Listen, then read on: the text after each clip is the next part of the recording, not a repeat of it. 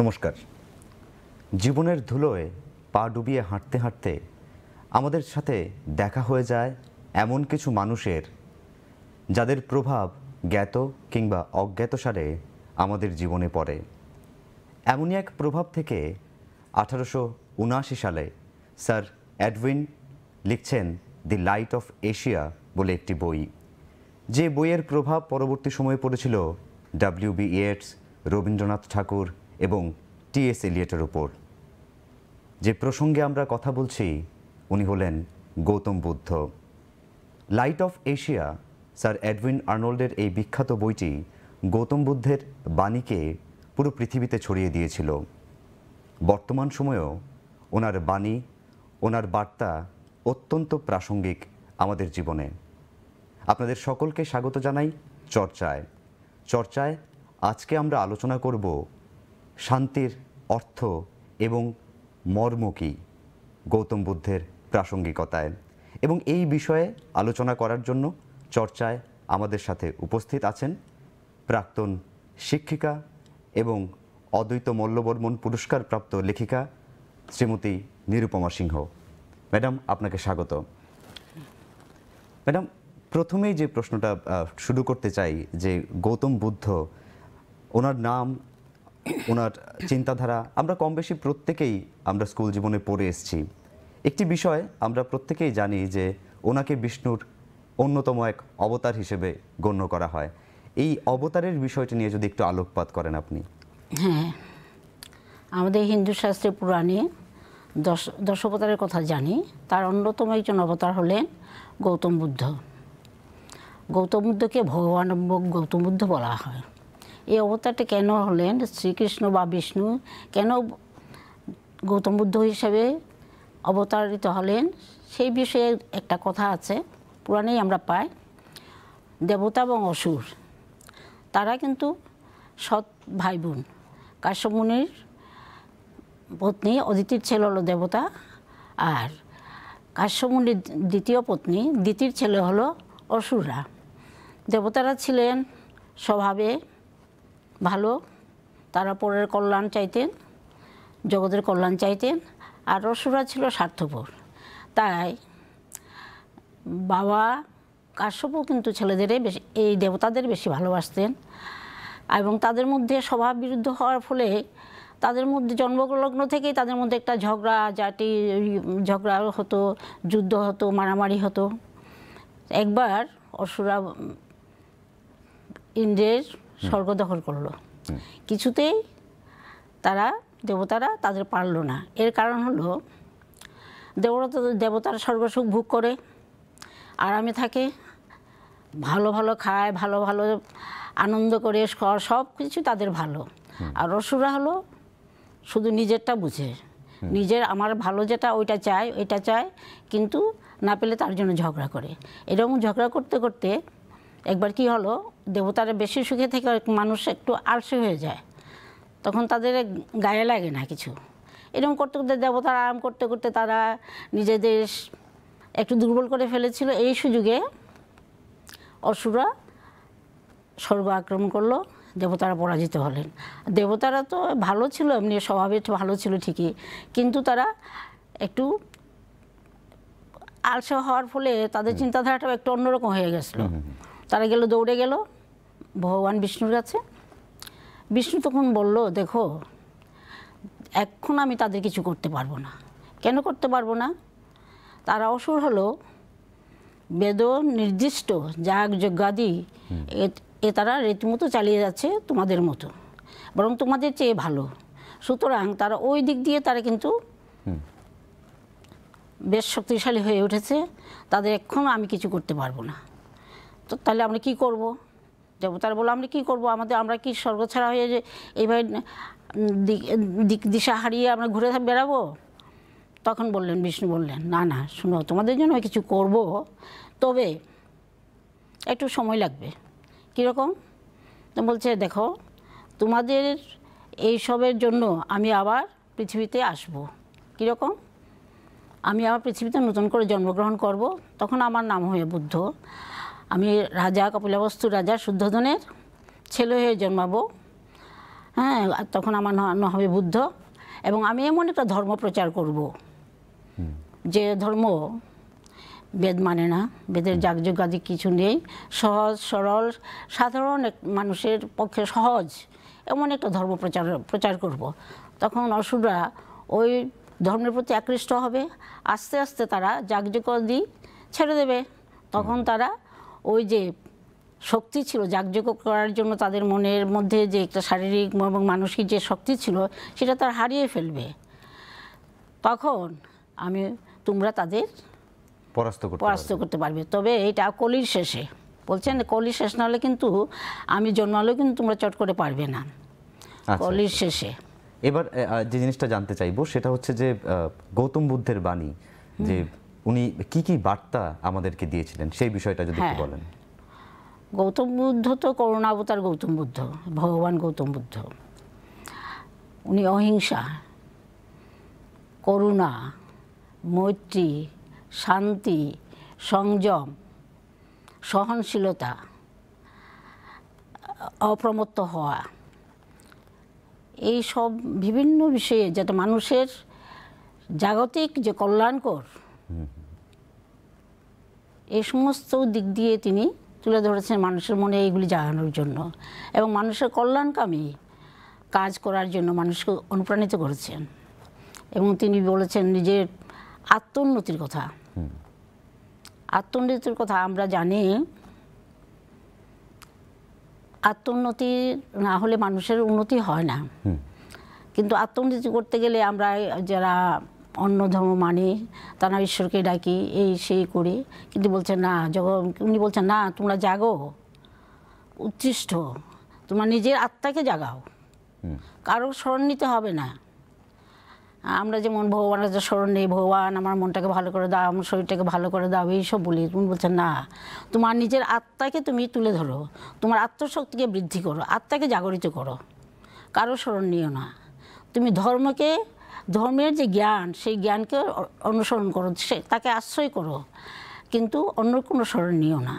কিন্তু আমরা পাই শ্রীকৃষ্ণ বলছেন গীতাতে, মামেকং শরণং ব্রজ। গীতাতে আমরা এই কথাটা পাই, এবং অনেকেই এটা জানেন, যারা গীতা পড়েন সবাই জানেন, একমাত্র আমাকেই তোমরা অনুসরণ করো। কিন্তু গৌতম বুদ্ধ বলছে না, তোমরা নিজের আত্মাকে, আত্মার প্রতি তার যে গুরুত্ব, আত্মশক্তিকে বৃদ্ধি করার জন্য যা যা কিছু করার দরকার তার নির্দেশনা তো পরবর্তী সময় দিয়ে গেছেন। কিন্তু বলছেন তুমি উত্তিষ্ঠ, জাগো, তুমি মানুষের কল্যাণকামী হও, পাপ তৃষ্ণা তুমি দূর করো, তোমার ভিতরে যে পাপ তৃষ্ণা আছে সেইটাকে তোমার দূর করতে হবে। এই পাপ তৃষ্ণা যদি তুমি দূর করতে পারো তাহলে তুমি আত্মজয়ী হবে। এই আত্মজয় করতে পারলে তুমি বিশ্বজয়ী হবে, তুমি কারো কাছে প্রধানত হবে না। এই সব অনেক কথা বলেছেন। তুমি মোহগ্রস্ত হইও না, অপ্রমত্ত। অপ্রমত্ত মানে তুমি মোহগ্রস্ত হইও না। মোহের দ্বারা মানুষ বিভ্রান্ত হয়, আর বিভ্রান্ত হলে মানুষ কোনো সৎ কাজ করতে পারে না, সৎ পথে যেতে পারে না। তাই সেই মোহগ্রস্ত থেকে বিরত থাকার জন্য তিনি বলছে অপ্রমত্ত হও, লোভহীন হও, অলোভী হও। লোভকে ত্যাগ করতে বলেছেন, স্বার্থকে ত্যাগ করতে বলছেন। তিনি বলছেন ত্যাগাৎ শান্তির অনন্তরম, ত্যাগ থেকেই শান্তি আসে। ত্যাগ যারা করতে জানে না তাদের ভিতরে শান্তি নেই। আমার প্রচুর আছে কিন্তু ত্যাগের মনোভাব নেই। আমি কিছু কাউকে দিতে চাই না, বরং আমি চাই আমার আরও হোক। আমার যা আছে তাতে আমি তৃপ্ত নয়, আমার প্রচুর আছে তাও কিন্তু আমি তৃপ্ত নয়। হ্যাঁ, তৃপ্ত নয়, আমার আরও চাই। যার জন্য আমাদের বর্তমান দুনিয়াতে আমরা কী দেখতে পাচ্ছি। যাই হোক, এই যে আত্মতৃপ্তি জিনিসটা, গৌতম বুদ্ধ বলছে আত্মতৃপ্তি, এবং আত্মতৃপ্তি শুধু কীভাবে হবে? দানের মাধ্যমে। তোমার যা কিছু আছে, তোমার ক্ষমতা মতো তুমি যা পারো অন্যকে দাও। অন্যকে দিলে কী হবে? তোমার মনের প্রশস্ততা বাড়বে, মানসিক উন্নতি হবে, হ্যাঁ, তোমার আত্মোন্নতি হবে। তোমার সংসার ধর্ম গৃহী যদি হও তাহলে তোমার সংসার ধর্ম সুষ্ঠু হবে, তোমার যশ হবে, মানুষ তোমাকে ভালোবাসবে, এবং সৎ পুরুষরাও তোমার গুণগান করবে।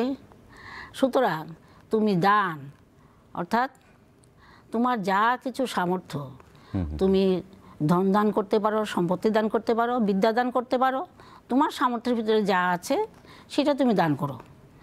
দান করলে তোমার আত্মোন্নতি ঘটবে, মনের সংকীর্ণতা দূর হবে, তোমার লোভ চলে যাবে। হ্যাঁ, আর আমি আগেই বললাম ত্যাগা শান্তির অনন্তরম, যখন তুমি ত্যাগ করতে শিখবে তোমার মন প্রশস্ত হবে, পবিত্র হবে। এই প্রশস্ত পবিত্রতার দ্বারা কী পাই আমরা? দেবত্ব অর্জন করতে পারি। মনটা যখন পবিত্র হয় তখন আমরা দেবত্ব অর্জন করি, তখন মনের মধ্যে একটা এমন একটা প্রভাব আসে যেটা নিজে উপলব্ধি করে নিজে আনন্দিত হয়, এবং তোমাকে যারা দেখবে তারাও কিন্তু আনন্দিত হয়, এবং তোমার প্রতি অটোমেটিক্যালি একটা শ্রদ্ধা আসবে, তোমাকে ভালোবাসবে, ভালোবাসতে বাধ্য। কারণ এই মনের সংকীর্ণতা দূর করার জন্য দান অপরিহার্য। তবে গৌতম বুদ্ধ বলছেন, হ্যাঁ, দানের জন্য তিনি কতগুলি বিধিনিষেধ তুলে ধরেছেন। বলছেন যে দান কাকে করবে, কখন করবে, কি দান করবে। মানে এই জায়গাটা আমরা আসবো, কিন্তু মানে এখন অবধি যদি আমরা একটু সাম আপ করার চেষ্টা করি যে গৌতম বুদ্ধের মূল বাণী ছিল যে দান করা, অহিংসা এবং আত্মসংযম, নিজেকে সংযম করা, ত্যাগ করা, এবং এর মাধ্যমেই প্রকৃত শান্তি পাওয়া যায়, প্রকৃত শান্তি পাওয়া যায়। আপনি দানের কথা বলছিলেন। হ্যাঁ, দানের কথা, দানের যে উনি বেশ কিছু, উনি বলছেন উনি দানের জন্য কিন্তু নির্দিষ্ট কতগুলো নিয়ম বেঁধে দিয়েছেন।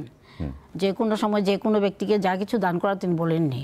বলছেন শীলবান ব্যক্তি, শীলবান ব্যক্তি অর্থাৎ সৎ ব্যক্তি, যার চরিত্র, বিনয়, এই স্বভাব গুণগুলি যার আছে, এইরকম ব্যক্তি, সৎ ব্যক্তি তাকে দান করবে। এবং কখন দান করবে? সময় বুঝে, নির্দিষ্ট একটা শুভ সময়ে সৎ ব্যক্তিকে উৎকৃষ্ট একটা বস্তু দান করবে। যে কোনো একটা আমি দিয়ে দিলাম তা না, এর ফল কিন্তু অনেক বেশি। অন্য দানের চেয়ে কিন্তু এই দানটা অনেক বেশি। অনেক দান করার কথা তুমি বলেছেন, যেমন কেউ তো বুদ্ধমূর্তি দান করতে পারেন, অমুক দান করতে, বিভিন্ন দানের কথা বলেছেন, এত তো বলা যাবে না।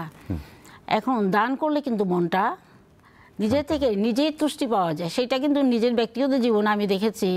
আমি যখন কোনো ছাত্রকে ফ্রি পড়াই, আমি অনেক দিন ধরে আমি ছেলে মেয়েদের ফ্রি পড়াই, তারা যখন রেজাল্ট নিয়ে আসে, আনন্দ প্রকাশ করে, তখন আমার যে অনুভূতিটা হয়, হ্যাঁ, এই অনুভূতিটা দান, এটা বিদ্যাদান করলাম। এই বিদ্যাদানের ফলে আমার ভিতরে যে একটা আনন্দ ভাব জাগে, নির্মল আনন্দ, এই নির্মল আনন্দটা আমি উপভোগ করতে পারি, এটা আমার খুব ভালো লাগে। ঠিক সেরকমভাবে যদি কোনো ব্যক্তি তার সাধ্যমতো দান করতে পারেন, তাহলে তার মন, তার আত্মা প্রশস্ত হবে এবং উজ্জ্বল হবে, পবিত্র হবে। এতে কি হয়? এতে আমাদের মানব সমাজের কল্যাণ হয়, মানব সমাজের কল্যাণ হয়। তবে বলেছেন এই দানের যে গুরুত্বটা বলতে গিয়ে বুদ্ধদেব বলছেন যে এই দানের যে গুরুত্বটা যারা বুঝতে পারবে তারা দান না করে কোনো কিছু খাবেন না। যদি সবাই বুঝতে পারতো তাহলে এই দান না করে, এই দানের গুরুত্ব যে কতটুকু মানব জীবনে, সেটা তিনি বলছেন যে এই গুরুত্বটা যারা সঠিকভাবে বুঝতে পারবেন তারা কাউকে কিছু দান না করে খাবেন না। মানে একদমই এই জায়গাটায় বোধহয় গৌতম বুদ্ধের আলোচনা আরো বেশি প্রাসঙ্গিক হয়ে পড়ে। বর্তমান সময়ের দিকে যদি আমরা একটু তাকাই, আমরা দেখব যে আরো বেশি চাই, আমার আরো বেশি চাই, আমার আরো বেশি চাই, আরো আহরণ করা, এই যে একটা ইঁদুর দৌড়ে আমরা পড়ে গেছি।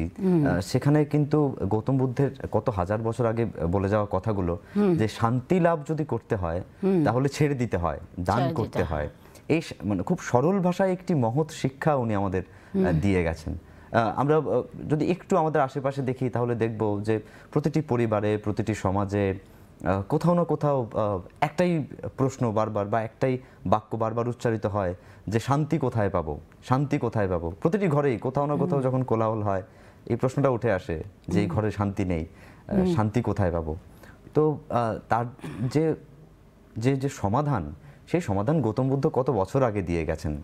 তো এই যে প্রাসঙ্গিকতাটাকে আমাদের থেকে আপনি সময়টাকে, সমাজকে আরো অনেক বেশি দেখেছেন।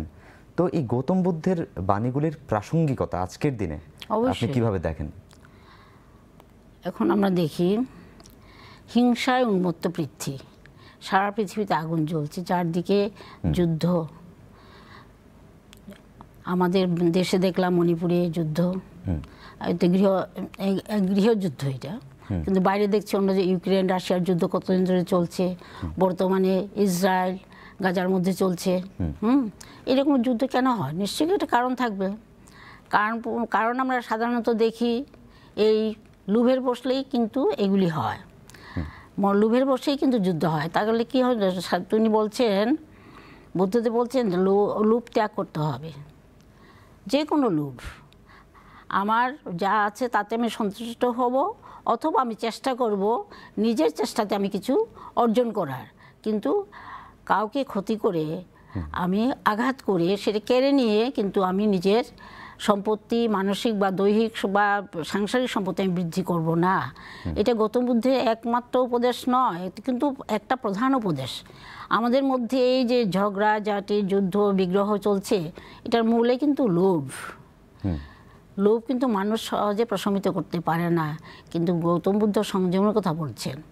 সংযম যদি আমরা মনে রাখতে পারি, আমার মনকে আমি দমিত করতে পারি, আমার ইচ্ছাকে যদি, তৃষ্ণাকে যদি আমি দমিত করতে পারি, পাপতৃষ্ণা বলছেন, পাপতৃষ্ণা যেটা উচিত নয় এটাকে বলছেন পাপতৃষ্ণা, সেই পাপতৃষ্ণাকে যদি আমি জয়ী করতে পারি, তখনই আমার লোভ দমিত হবে। আর লোভ যদি দমিত না হয়, তাহলে আমার অহিংসা তো থাকবে না, হিংসাই চলবে, অশান্তি চলবে। সুতরাং আমাদের এই বর্তমান জগতে শান্তির জন্য প্রথমে আমাদের সবাইকে লোভকে সামলাতে হবে, নিজেকে সংযত করতে হবে। হ্যাঁ, শান্তির বার্তা বয়ে আনতে গেলে আমাদের পৃথিবীতে এই বৌদ্ধধর্মের বাণীগুলি আমাদের বর্তমান সময়ে সাংঘাতিকভাবে প্রযোজ্য। তার প্রয়োজনীয়তা মানে বলার সীমা নেই। কারণ গৌতম বুদ্ধ যেভাবে নির্লোভভাবে সমস্ত মানব সমাজে পরিচালিত করার জন্য বলেছেন, সেইটা বর্তমান জগতে আমরা অনেক মহাপুরুষদের জীবনী আমরা পড়ছি, অনেকের থেকে আমরা অনেক কিছু পেয়েছি, কিন্তু তার মতো সরল সহজ ভাষায় সর্বসাধারণের জন্য এইরকমভাবে উপস্থাপন করেছেন, সমাজের কাছে মানুষকে বলেছেন, সেটা কিন্তু আমি অন্তত দেখি নাই। আমার খুব ভালো লাগে, কারণ গৌতম বুদ্ধ যখন তার উপদেশগুলি দিচ্ছেন শিষ্যদের, তখন তিনি বলছেন, দেখো আমি তোমাদের উপদেশ দিচ্ছি, তোমরা কিন্তু আমি বললাম বলে এটা গ্রহণ করবে না, আমি যা বললাম এটা সঠিক কি না, ভালো না মন্দ, সেটা বুঝে বিচার করে তোমরা গ্রহণ করো। আমি বললে এটা গ্রহণ করতে হবে এমন কোনো কথা নেই। অর্থাৎ বিবেকের ব্যবহার, হ্যাঁ, তুমি নিজে বিচার করো, আমার যে কথাগুলি আমি বললাম সেইগুলি কিন্তু তুমি বিচার করে তোমার মন যদি অ্যাকসেপ্ট করে, তাহলে তুমি গ্রহণ করবে। আমি বললাম বলে তোমাকে গ্রহণ করতে হবে না, গায়ের জোরে নয়, তোমার নিজের বিবেচনার দ্বারা। কাউকে তিনি অনুপ্রাণিত করতেন না বৌদ্ধ ধর্ম গ্রহণ করার জন্য। এই জিনিসটা কিন্তু আমার খুব ভালো লেগেছে গৌতম বুদ্ধের জীবনী পড়ে। খুব সুন্দরভাবে তিনি বলেছেন যে আমার যা বাণী বা আমার যা বক্তব্য, সেটা তোমরা শিষ্য বলে চট করে গ্রহণ করবে না, তোমরা আগে বিচার করবে, যাতে যদি ন্যায়সঙ্গত মনে করো তখনই গ্রহণ করবে, না হলে কিন্তু গ্রহণ করবে না। একদম। এই জায়গায় এসে একটি প্রশ্ন, যদি একটু প্রসঙ্গান্তর হবে, আমি করতে চাই প্রশ্নটি, যে শান্তি পেতে হলে লোভকে বাদ দিতে হবে। এই সহজ সরল কথাটি আমরা কম বেশি প্রত্যেকেই জানি। তার পাশাপাশি আমরা এটাও জানি, কোথাও কোনো জায়গায় গেলে যখন কোনো আমরা উপদেশ শুনি, আমাদেরকে বলা হয়, আমরা ছোটবেলা থেকেই শুনি, যে পৃথিবীতে তুমি খালি হাতে এসছো, এই পৃথিবী থেকে তুমি খালি হাতেই যাবে, কিছু নিয়ে যেতে পারবে না। তো এই বাক্যটি আমরা প্রতিদিনই শুনছি, মাসে শুনছি, বছরে শুনছি, কিন্তু ধারণ করতে পারছি না।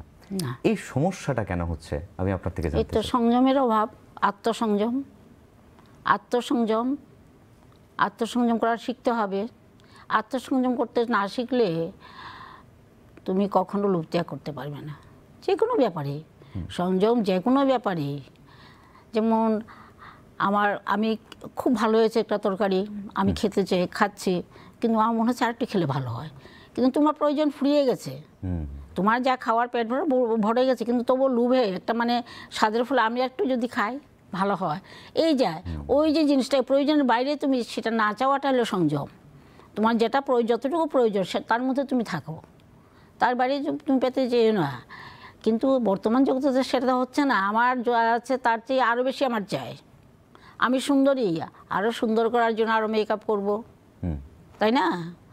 আমার সম্পত্তি এত আছে, আমার আরও চাই। আমার 2টা বাড়ি আছে, আরও 3টা বাড়ি চাই। তার জন্য আমি পাশের বাড়ির থেকে এক হাত যদি আমি জমি পাই, আমার বিল্ডিংটা সুন্দর হয়, তাকে গায়ের জুড়ে আমি সেইটাকে নিয়ে নেব। এই ধরনের যে চলছে সারা পৃথিবীতে চলছে, শুধু আমাদের দেশে নয়। সুতরাং এই যে মনোভাব, এই মনোভাবকে সংযত করার জন্য গৌতম বুদ্ধ বারবার বলছেন, কেন শান্তি পেতে গেলে আমাদের নিজের সংযমটা দরকার। সংযত না হলে কিন্তু আমরা কোনোদিন মনে শান্তি পাবো না। এই কথাটা উনি বারবার বলে গেছেন। এবং দয়া, মায়া, মানুষের প্রতি মানুষের দয়া। এখন আমরা কি দেখছি, সাধারণ একটা কথা কাটাকাটি একজনকে একজন খুন করে ফেলে। হ্যাঁ, মানুষের ধৈর্যের অভাব নেই। সহনশীলতার কথা বলছেন উনি। সহনশীলতা আমাদের একদম কমে গেছে পৃথিবীতে। এখন মানে 2%-ও বোধহয় নেই, এরকম মনে হয়। আগে যেরকম ছিল এখন বোধহয় নেই।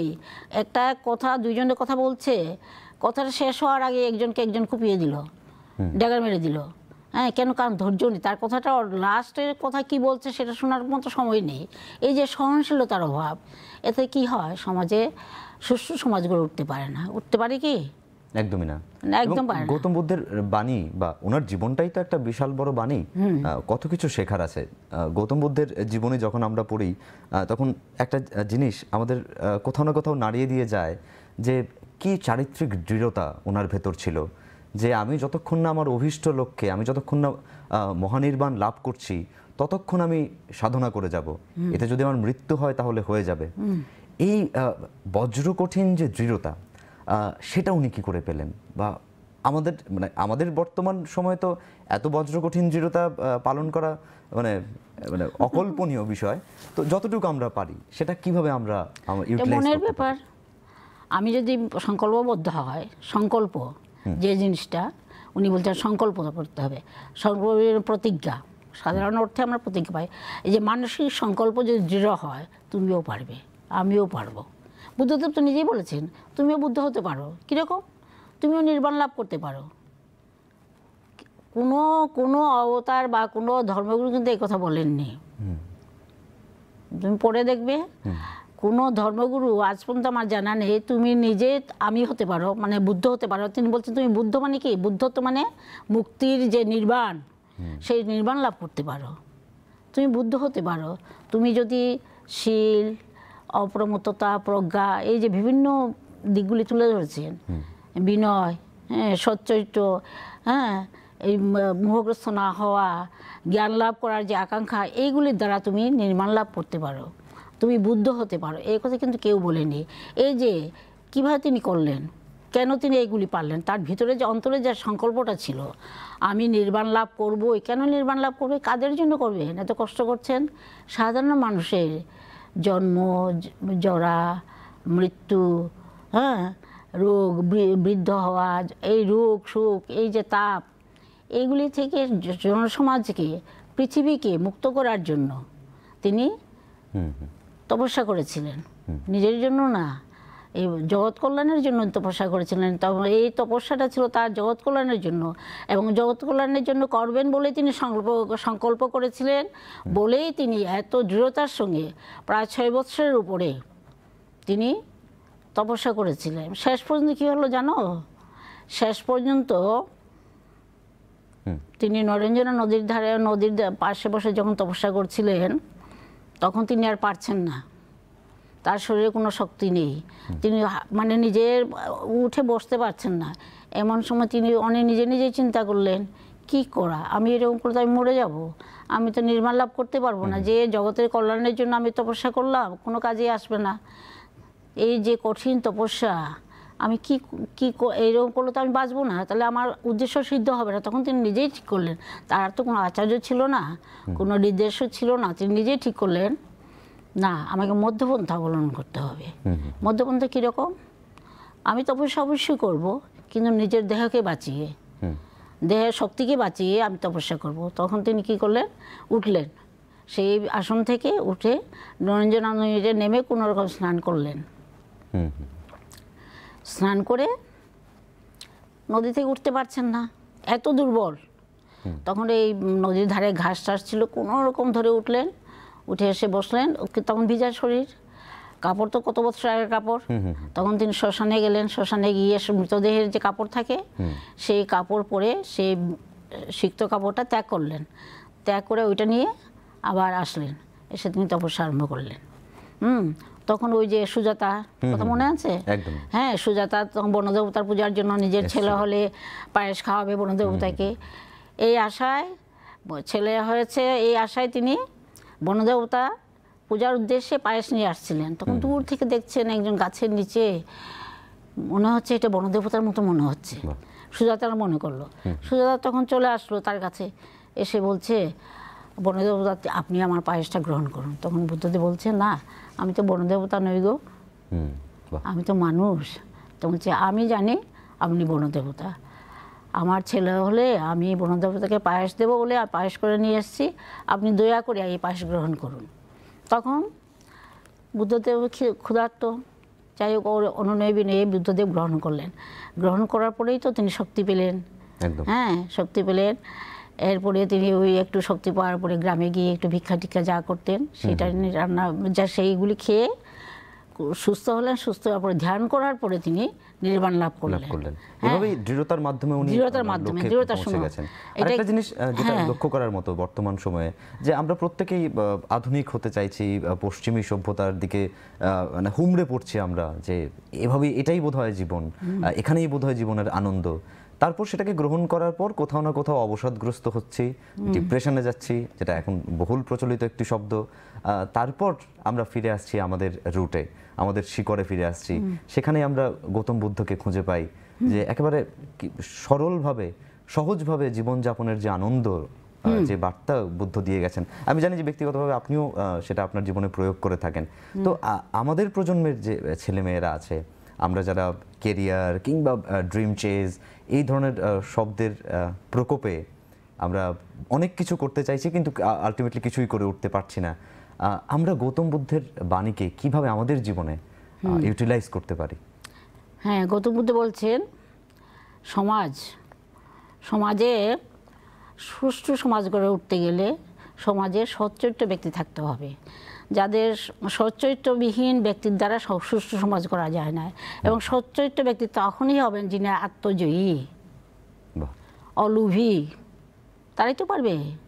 লোভ থাকলে তুমি সচ্চরিত্র হতে পারবে না। তুমি চুরি করবে, ফাঁকিবাজি দিয়ে আদায় করবে, সচ্চরিত্র হতে পারবে না।